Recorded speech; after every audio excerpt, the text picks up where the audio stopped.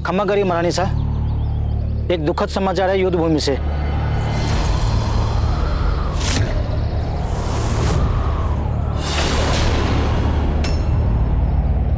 दुखद समाचार रणभूमि से? ये समाचार हमारे पति शालीवान जी का है ना? है ना? मान, आप हमारी बात सुनिए, आप शांत हो जाइए। हमें छोड़ दीजिए भाभी। मान आप हमारी बात, मान आप स्वयं को संभालिए, बात सुनिए हमारी। मान, देखिए आ गए मुगल।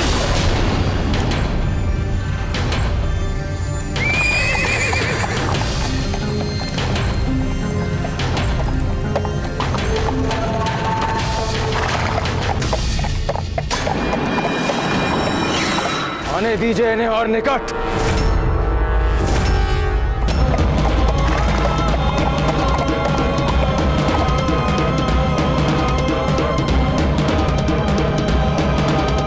बस ये मुट्ठीबा सिपाही रोकेंगे हमें?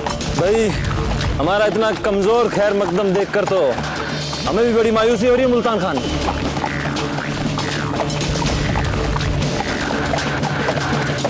आक्रमण!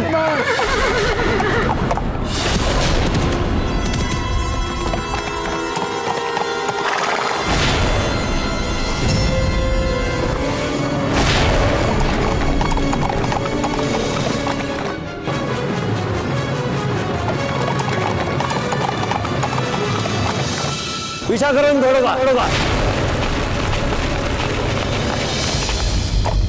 हल्दी घाटी का सारा क्षेत्र हल्दी के रंग की पीली सूखी मिट्टी से बना, इसीलिए उसका नाम हल्दी घाटी। मुगल सेना जैसे ही निकट आएगी हमारी आठों भुजाएं इतना धूल उड़ाएंगे, इतना धूल कि वो मुगल को देख नहीं। एक धूल का एक बादल सा बन जाए और मुगल जो है बौखला कर हमारे 8 अश्वरोहियों के पीछे हमारे 8 अश्वरोहियों का एक ही कार्य, एक ही लक्ष्य उन मुगलों हमें हमारे पूजा जी और हमारे कुछ बचे हुए सैनिकों के पास लेकर जहां हम एक नए चक्रव्यूह बनाने के लिए उनके प्रतीक्षा करें।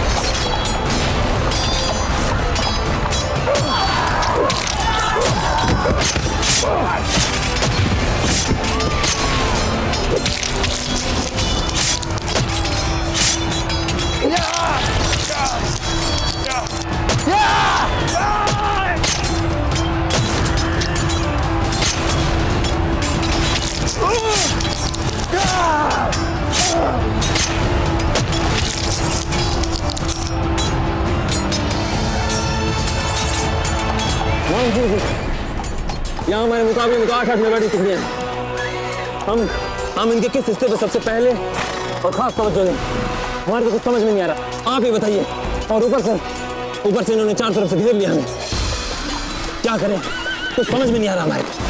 प्रताप ने बड़ी समझदारी के साथ हमारी सेना को 8 भागों में बांटकर फंसा लिया है अपने इस चक्रव्यूह में।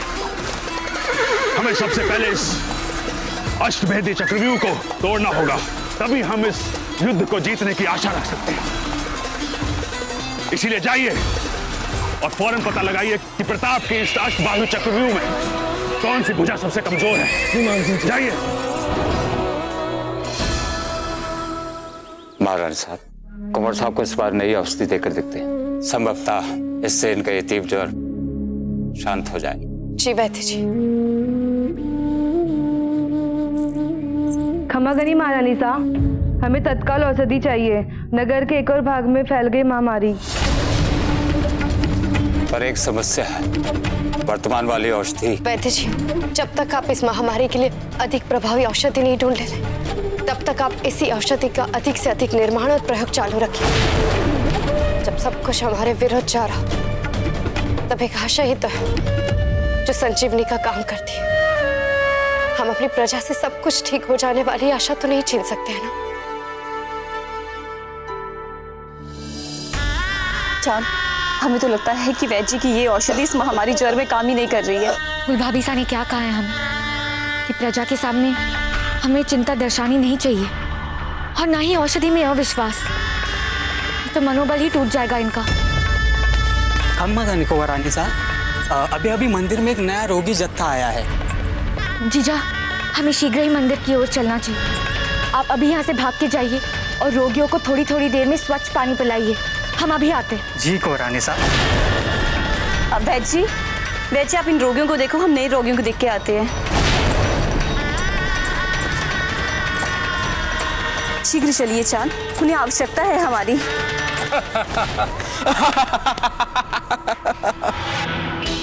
इनकी दशा देखकर मुझे हंसी आती है। हमारे सैनिक होते हुए हमारे प्रजाजनों की पीड़ा का इतना उपहास उड़ा रहे हैं। ये हमारे सैनिक नहीं है, मात्र वस्त्र हमारे सैनिकों के पहने हैं। और इतने विश्वास के साथ ये बात आप कैसे कह सकती हैं चांद? क्योंकि हम बचपन से देखते आ रहे हैं कि दादा भाई अपने एक एक सैनिक को अस्त्र शस्त्र की शिक्षा देने से पहले राज्य के हर साधारण नागरिक के लिए अपने प्राण न्यौछावर करने के संस्कार देते थे। उनकी विवशता और मरने का उपहास उड़ाना उन्हें कभी स्वीकार ही नहीं था। हमें तुरंत ही अपने सैनिकों को इनकी सूचना देनी चाहिए।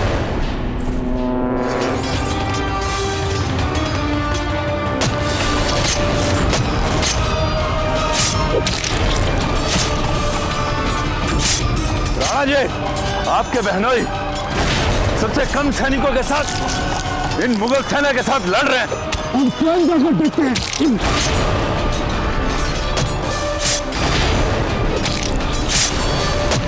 तालिबान जी, राणा जी, आप यहाँ अपना स्थान छोड़कर कैसे? हमें कुछ मुगल सैनिकों को आपकी ओर आते हुए देखा। कुछ समय के लिए आपकी सहायता के लिए आ गए। राणा जी, आप स्वयं ही तो कहते हैं कि युद्ध जीतने के लिए संख्या बल नहीं बल्कि उत्साह और साहस की जरूरत होती है। मेरे सैनिकों में ना तो साहस और ना ही उत्साह की कमी है राणा जी। मेरा एक एक सैनिक मुगलों के 100 सैनिकों से बराबर है।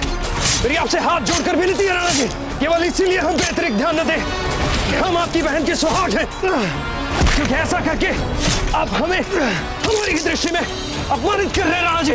नहीं शालिवान जी, हमारे मन में कभी ऐसा कोई विचार नहीं आया। हमारे लिए तो युद्ध के मैदान में हर एक वीर सैनिक हमारी दृष्टि में एक बराबर है, एक समान है। इस चक्कर में हम अगर बराबर के भागीदार हैं तो आपको इसी समय आपके स्थान पर जाने का आग्रह करते हैं राणा जी। जाइए राणा जी, इस बलिदान पर्व में स्नेह के नाम पर हमसे हमारा सर्वस्व लुटाने का मौका मत छीनिए। जय मेवाड़, जय मेवाड़।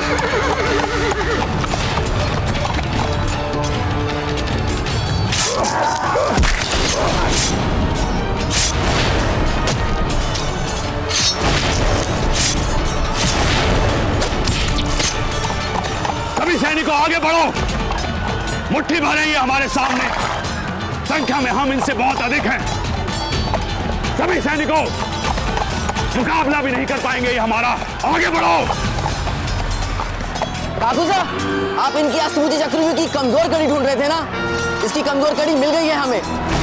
प्रताप का बहनोई शालीमान युद्ध लड़ रहा है उत्तर दिशा में, और वही है इसकी कमजोर कड़ी।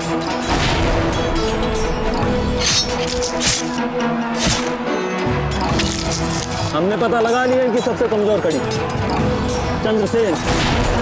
उसके पास सबसे कम सिपाही मानसिंह जी। नहीं बहलोल खान, हम भोकल सिंह के सुझाव पर जाएंगे। चक्रव्यूह की सबसे कमजोर कड़ी वो होती है जो उसके नायक के मन के निकट हो, और उनकी सबसे प्रिय बहन के पति से अधिक प्रताप के और अधिक निकट क्या हो सकती है? बहलोल खान, इनको तो वही सही लगेगा जो इनको इनका अपना भतीजा बोले। हम और तुम थोड़ी नहीं इनके अपने हैं। अपने सभी सैनिकों को शालीवान के पास फौरन भेजो। पर इससे तो हमें दूसरे हिस्से में ज्यादा नुकसान हो जाएगा। हम जो कह रहे हैं वही करो काजी खान। शालीवान की मौत का प्रताप के ऊपर गहरा असर पड़ेगा। जाओ सैनिकों, जाओ उस तरफ बढ़ो।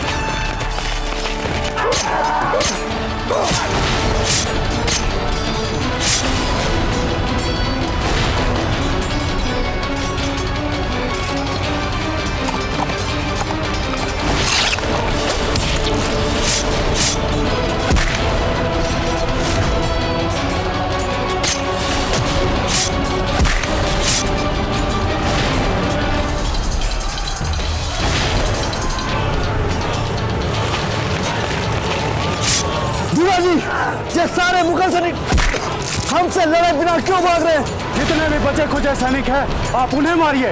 बाकी सब देखना समझना हमारे राणा जी देख लेंगे। जी। ये सारे मुगल सैनिक शालीवान जी की ओर क्यों जा रहे हैं? आप जाइए राणा जी, उनकी सुरक्षा के लिए। इनको हम देख लेंगे।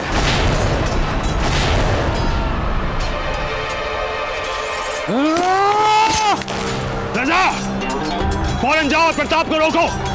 वो शालीवान तक नहीं पहुंचना चाहिए।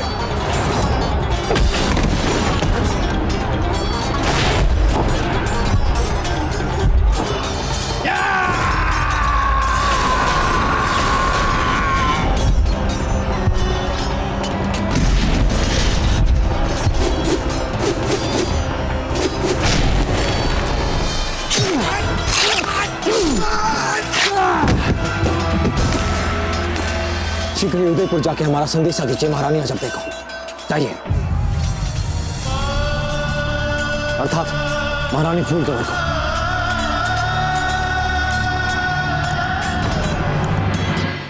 महारानी सा, मान बाईसा और चांद बाईसा का संदेश सच निकला। वो सचमुच हमारे भेष में मुगल गुप्तचर ही थे, और हमने उनका मुंह खुलवाने के लिए भांति भांति से बल प्रयोग किया, पर उन्होंने अभी तक अपना मुंह नहीं खोला है। हम उनसे बात करना चाहते हैं इसी समय। महारानी साहब, आप? हाँ, हम अभी इसी समय, और आपको हमारा एक काम भी करना पड़ेगा।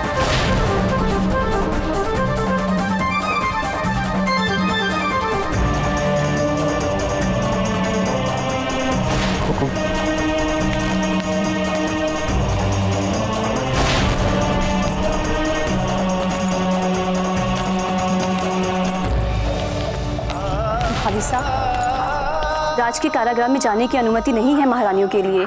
युद्ध के समय में एकमात्र नियम, एकमात्र परंपरा अपनी मातृभूमि की रक्षा करना होती है, और इस आपातकाल में अपनी मातृभूमि के लिए जो है वही उचित है। और इसमें मेवाड़ की महारानी अपवाद बनकर नहीं रह सकती, क्योंकि अपनी प्रजा की रक्षा करना उसका भी प्रथम कर्तव्य बनता है।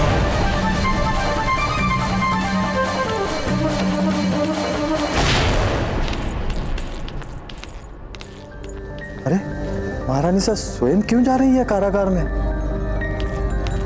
ये लो, महारानी आ गई। इसे कहते हैं गम में खुशी का मौका। हम आपसे दो टुक बात करेंगे। चूहों से फैलने वाली महामारी आप लोगों ने जो मेवाड़ में फैलाई, उसकी औषधि हमें कहां मिलेगी? हमने पूछा उसकी औषधि हमें कहां मिलेगी?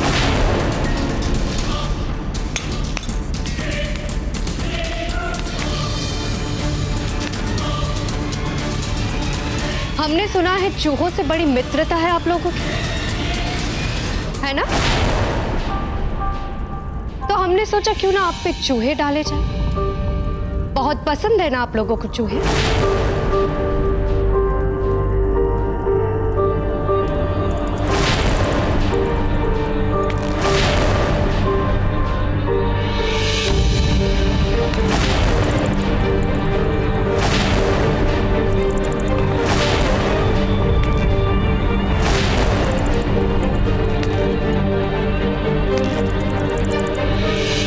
की महारानी होने से पहले हम एक मां हैं, अपने पुत्र को मृत्यु के मुख से निकालने के लिए, अपनी संतान स्वरूप प्रजा को मृत्यु के मुख से निकालने के लिए हम आपके साथ कुछ भी कर सकते हैं। इसीलिए अच्छा होगा कि आप लोग हमें बता दें कि वो औषधि हमें कहां मिलेगी।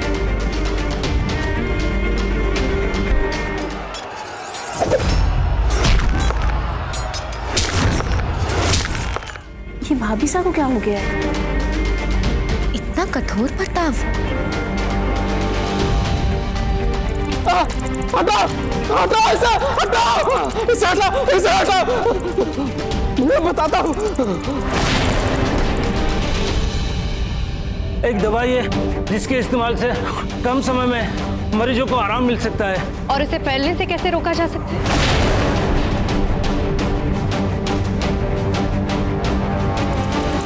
मैं बताता हूँ इसे हटाओ, मैं बताता हूँ। ये बीमारी जरासीम चूहे के माध्यम से मनुष्य में फैलता है। अगर हम इस दवा को आग में जलाएं तो तमाम बीमारी फैलाने वाले जरासीम चूहे खुद ब खुद आग की तरफ बढ़ेंगे और उसमें जल के मर जाएंगे। अब हमें एक पल भी गवाए बिना इस सूचनाओं के आधार पर युद्ध स्तर पर काम चालू करना पड़ेगा।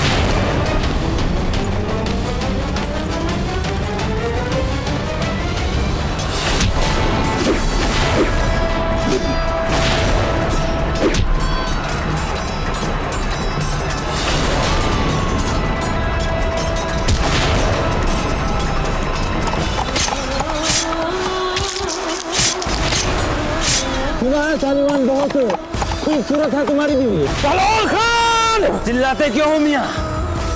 उदयपुर फतेह करते ही सबसे पहले हम तुम्हारी बीवी को ही अपना बनाएंगे।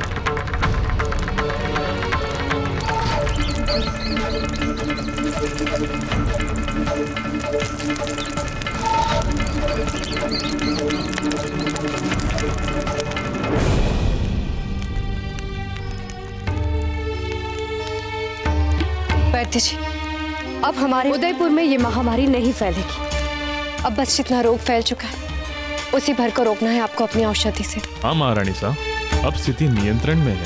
हम इस औषधि से सब ठीक कर लेंगे। हम कुंवर अमर सिंह जी से ही उपचार आरंभ कर लेंगे। नहीं वैद्य जी, औषधि ले जाते समय जो भी पीड़ित बच्चा आपको सबसे पहले दिखता है आप उसी से अपना उपचार आरंभ कर दें। मेवाड़ की महारानी होने के नाते केवल अमर सिंह जी को हम अपनी संतान नहीं मान सकती। अब प्रजा का हर एक बच्चा हमारी संतान है। वाह भाभी सा, आप तो हम सब के लिए प्रेरणा का स्रोत बन गई। और आपका ये रूप तो कभी हमने ना देखा और ना ही कभी सोचा। हमने स्वयं भी जीवन में अपना ये रूप पहले कभी नहीं देखा है मान भाई से। धीरे धीरे ही सही, लेकिन बुरा वक्त चल रहा है। हमें आपसे अथाह शक्ति मिलती है राणा जी। शालीमान जी, मोर्चा नहीं खोइएगा, हम शीघ्र आकर आपकी सहायता करेंगे।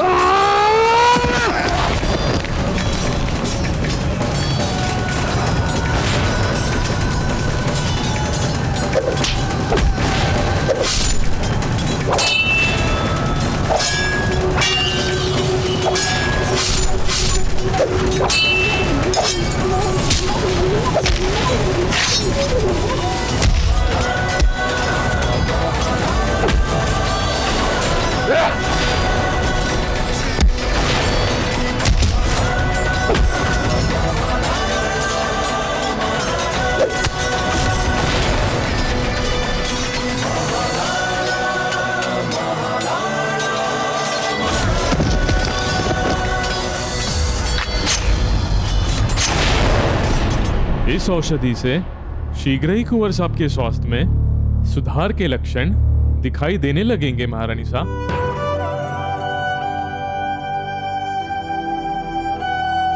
एकलिंग जी, आपका लाख लाख धन्यवाद। आपने हमारे विश्वास की लाज रख ली। आपको कुछ भी हो जाता तो हम अपने प्राण देते थे अमर सिंह जी। खंबा गनी महारानी साहब, ये आपके लिए राणा जी का संदेश है रणभूमि से।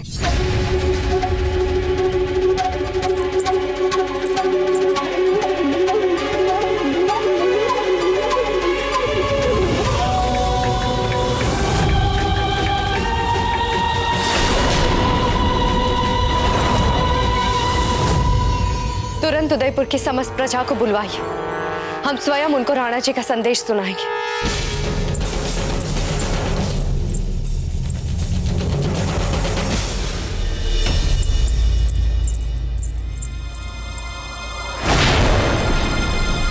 मेवाड़ नरेश का संदेश आया है हमारे और मेवाड़ की महारानी होने के नाते हमारा कर्तव्य बनता है कि हम इस युद्ध काल के इस आपातकाल में जो कुछ भी चल रहा है उसकी हर एक परिस्थितियों से आपको अवगत करवाते हैं।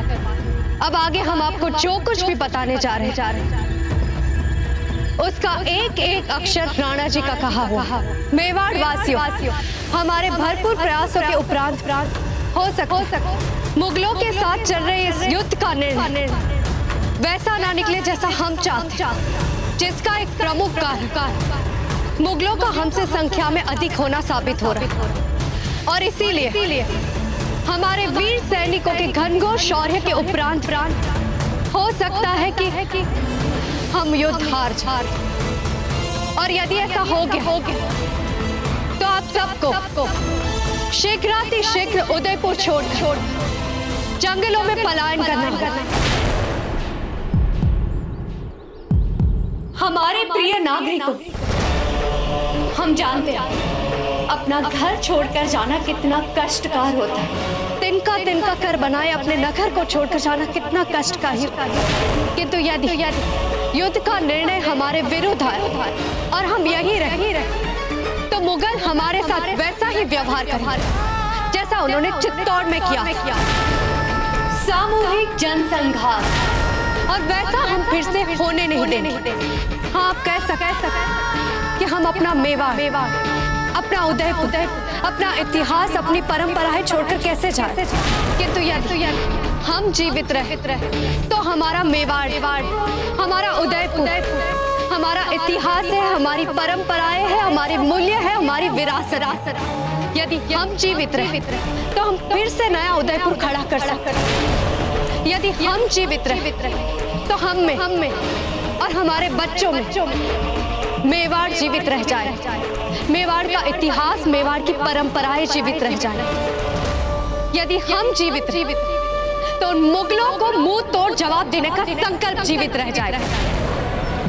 किंतु इन सब के लिए हम सबका जीवित रहना सबसे अधिक आवश्यक है। और देखिए रणभूमि में अपने प्राणों की बाजी लगाते हुए आपके राणा, आपके महाराणा प्रताप आपको और मेवाड़ को जीवित रखने की युद्ध भूमि से ये संदेश भेज कितना चाहते हैं आप मेवाड़ की इस प्रजा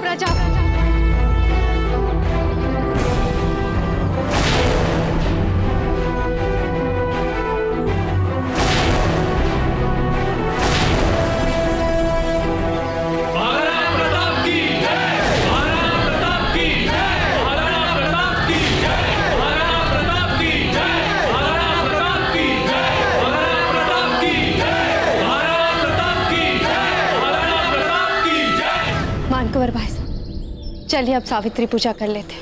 जिस पूजा से सावित्री ने अपनी नियति तक को बदल डाला था, संभव था उसी पूजा से हमारे वीर जीवित रहे, विजयी रहे।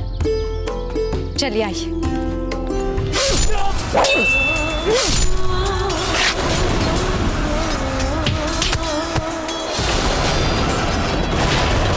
बड़े अफसोस की बात है शालीवान, तू उस प्रताप का बहनोई है ना, फिर भी नहीं आया तुझे बचाने।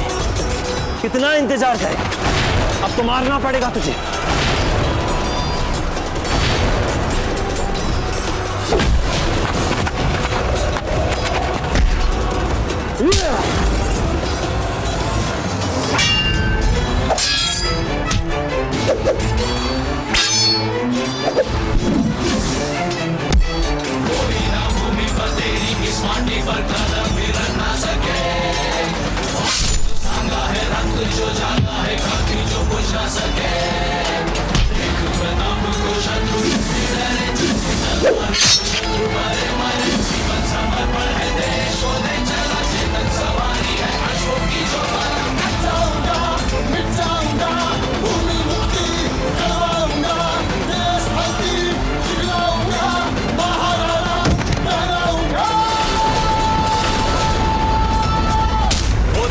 भीषण मार काट शरण से छाया था भय, भीषण मार से छाया था भय। था हार जीत का पता नहीं, क्षण इधर विजय क्षण उधर विजय। हार जीत का पता नहीं, क्षण इधर विजय क्षण उधर विजय। सत्यवान सावित्री की कथा, पतिव्रता स्त्री की तप की कथा, पत्नी के विश्वास की कथा, पतिव्रता धर्म की नियति पे विजय की कथा है ये। अरे मानकुंवर भाई साहब, आप तो अपना दिया ही लाना भूल गए। ओ भाभी साहब, मैं अभी लेकर आई।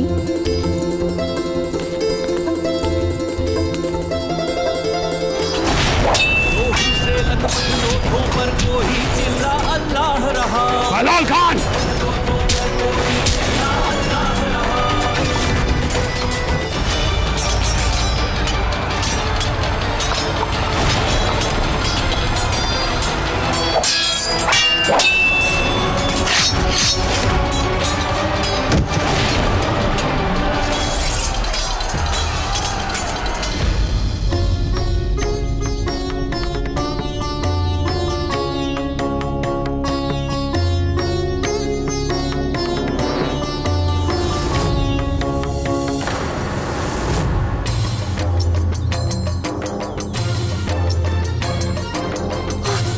भाभी साहब, ये तो जल ही नहीं रहा है। मानकुंवर भाई साहब, आराम से कीजिए ना, हो सकता है बाती को पानी लग गया होगा। भाभी साहब, ये दिया क्यों नहीं जल रहा है?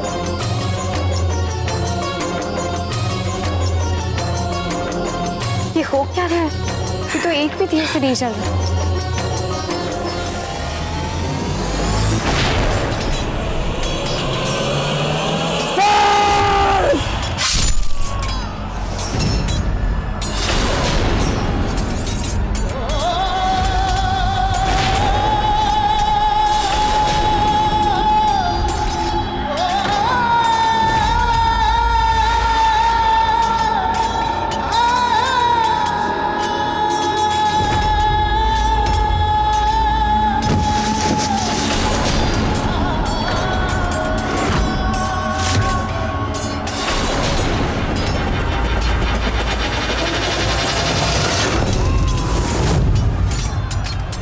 शुक्रिया मान सिंह जी, हमने तो आपके बारे में कुछ और ही सोचा था।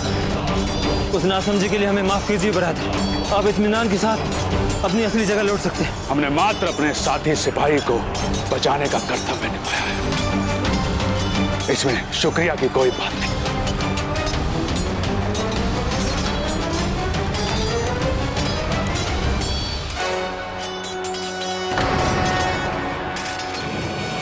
शालिवान जी, शालिवान जी, शालिवान जी, शालिवान जी, शालिवान जी, कुछ नहीं होगा आपको, आपको कुछ नहीं होगा।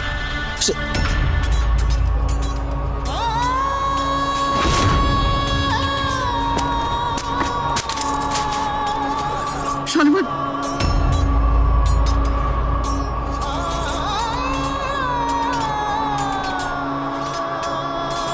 मेवाड़ और राजपूत की प्रतिष्ठा के लिए जिस प्रकार आपने अपने प्राणों का बलिदान दिया, अपनी मातृभूमि की रक्षा की है, हम सदैव आपकी कृतज्ञता के अधीन रहेंगे, सदैव। दुख इस बात का है कि हम अपने बहन के सुहाग को बचा नहीं पाए, और गर्व इस बात का कि जिस निष्ठा और निस्वार्थ देश प्रेम से आपने अपनी मातृभूमि की रक्षा की, मुगलों का सामना किया, ये मातृभूमि धन्य हो गई। आपको वीर गति प्राप्त हुई है, वीर गति। हमें दुख है अपने पुत्र की मृत्यु का, तो उससे अधिक कई संतोष है कि हमारे वीर पुत्र ने अपनी मातृभूमि के लिए अपने प्राणों के त्याग दिया।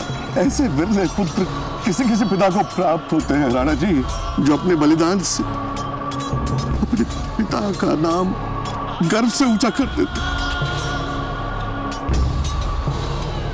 वचन लेते हैं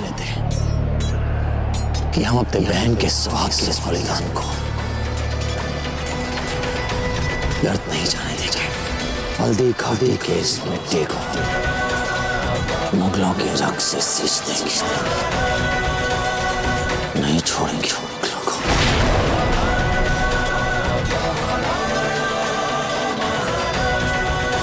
मान सिंह,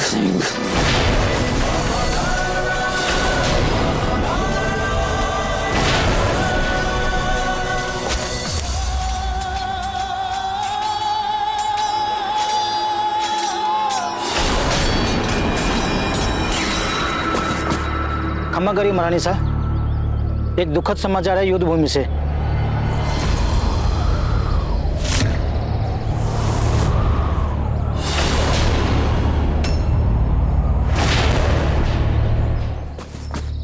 क्षमा करिए महारानी साहब, एक दुखद समाचार है युद्ध भूमि से।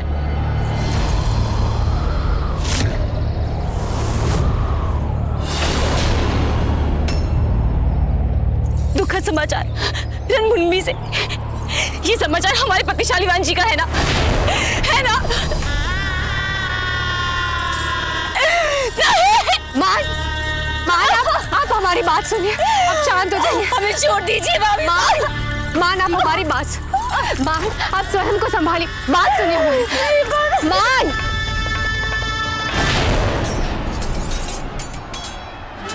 मान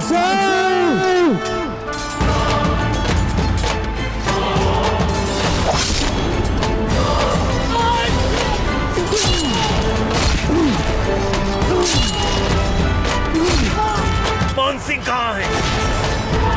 मान सिंह कहाँ है? अरे चिल्लाते क्या हो? आधे से ज्यादा तो मैं खुद मार चुका था उसे। मान सिंह जी तो बस आखिरी वार भर करने आए थे, पर अल्लाह कसम बहुत मजा आया तेरे बहनोई को मारने में प्रताप। दिल बाग बाग हो गया कसम से।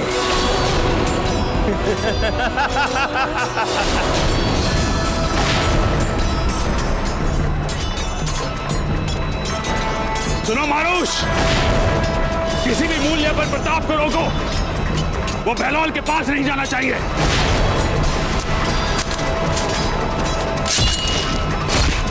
मान, आपने अभी अभी सैकड़ों प्रजाजनों को इस महामारी के मुख से बचाया है।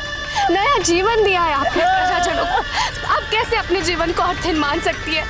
अब संभालिए अपने आप को। बात सुनिए नहीं, हमें मर जाने दीजिए भाभी साहब। जब हमारे पति शालीमान जी नहीं रहे तो हमारे जीवन का कोई अर्थ नहीं, कोई अर्थ नहीं। हाँ, हमारे शूरवीर पति ने लड़ते लड़ते शत्रुओं के सामने अपने प्राण दिए हैं, तो अब हम भी वही करेंगे जो शत्राणियां करते आई हैं। जौहर करेंगे हम। नहीं मां, जौहर करेंगे हम। नहीं मां, हाँ जौहर करेंगे हम। मां आप हमारी बात सुनिए।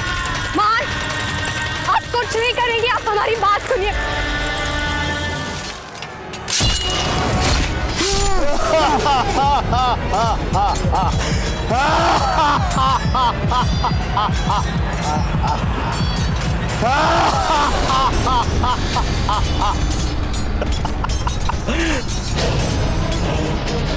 कुछ नहीं होगा प्रताप मुझे। कहते हैं जब मैं पैदा हुआ था तो मेरी माँ ने मुझे खौलते हुए पानी में डाल दिया था। तब से मारूस को किसी दर्द का एहसास नहीं हुआ है।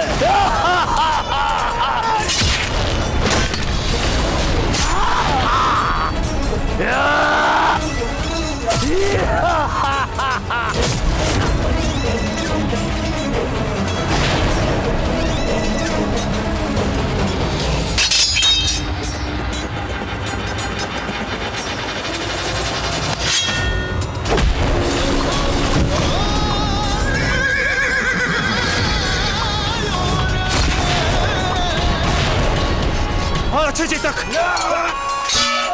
धन्यवाद हमारी सहायता करने के लिए।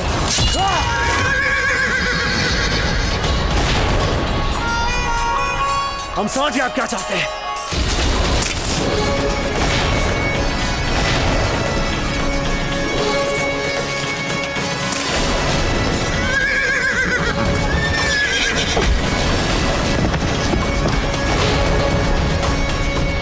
आलमपना, बहलोल खान ने जंग के मैदान में प्रताप के बहनोई शालीवान सिंह को मार डाला है हुजूर।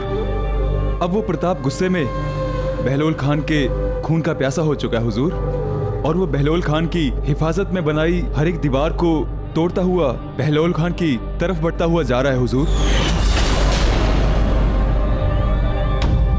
मेवाड़ के वीर महाराणा प्रताप के जीवन को करीब से जानने के लिए चैनल को सब्सक्राइब करें और बेल आइकॉन दबाना न भूलें।